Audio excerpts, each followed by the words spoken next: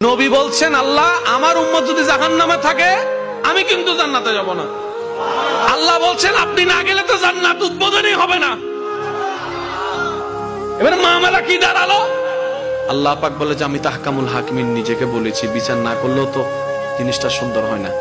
অনবে একটা কাজ করেন, ওয়ালা সাউফা ইউতিকা রাব্বুকা ফাতারদাত, আমি কাউকে বলি নাই, আপনাকে না বলেছি। ওমা আরসালনাকা ইল্লা রাহমাতাল লিল আলামিন, কারো সম্পর্কে নাজিল করি নাই, আপনাকে দিয়েছি। ওয়ালাল আখিরাতু খায়রুল লাকা মিনাল উলা, কাউকে বলি নাই, আপনাকে বলেছি। আর আমি আল্লাহ ভালো করে জানি আপনি হচ্ছেন উম্মতের দরদি নবী।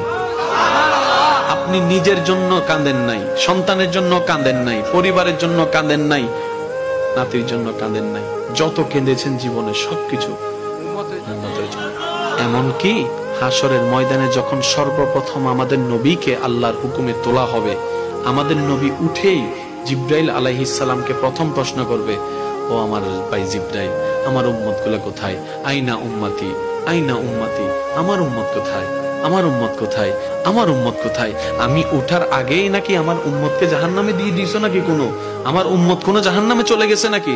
জিব্রাইল বলবে, ইয়া রাসূলুল্লাহ, প্রথমেই আপনাকে তোলা হয়েছে, এখন আর কাউকে তোলা হয় নাই, প্রথমেই আপনি উঠেছেন। আমার নবী বলবে, আমার উম্মত গুলা কোথায়?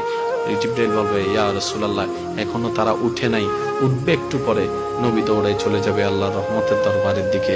সিজদায় যে পড়বে, একটাই কথা থাকবে, রব্বি হাবলি উম্মতি, রব্বি হাবলি উম্মতি। একটু মনোযোগ চাইবো আমি আশিকদের, রব্বি হাবলি উম্মতি, ও আল্লাহ আমার উম্মত গুলাকে আমাকে দিয়ে দাও। তো উম্মতের লিস্টির ভিতরে তো আবু বকর সিদ্দিকের নামও আছে, উম্মতের লিস্টির ভিতরে তো ফারুকে আজমের নামও আছে, উম্মতের লিস্টির ভিতরে তো সাহাবায়ে কেরাম আজমাইনের নাম আছে, উম্মতের লিস্টির ভিতরে তো আহলে বাইতের নাম আছে, উম্মতের লিস্টির ভিতরে তো তাবি তবে তাবি আল্লাহর ওলিদের জান্নাতীদের নাম আছে। এবার আল্লাহ পাক বলবে, আপনি যে বললেন রব্বি হাবলি উম্মতি, উম্মতকে দেওয়ার জন্য আপনি কে আবু বকরের কথা বলছেন?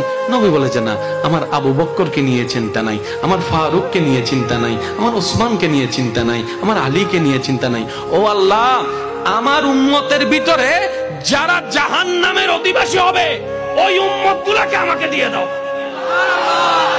আল্লাহ বিচারক হয়ে বিচারক করবেন, জাহান্নামীকে জাহান্নামে দিয়ে দিবেন। আহকামুল হাকিমের দায়িত্ব শেষ। এবার নবীকে আল্লাহ সিজদায় যাওয়ার অনুমতি দিয়ে সুপারিশ করাবেন।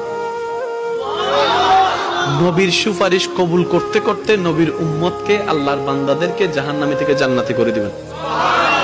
জগৎ জিজ্ঞেস করবে, মওলা জাহান্নামী আবার জান্নাতি হয় কেমনে? ফেল কখনো পাস হয় না, পাস কখনো ফেল হয় না, কথা বলেন না। দিন কখনো রাত হয় না, রাত কখনো দিন হয় না, জাহান্নামী কখনো জান্নাতি হয় না। আল্লাহ তুমি যে জাহান্নামে দিলা,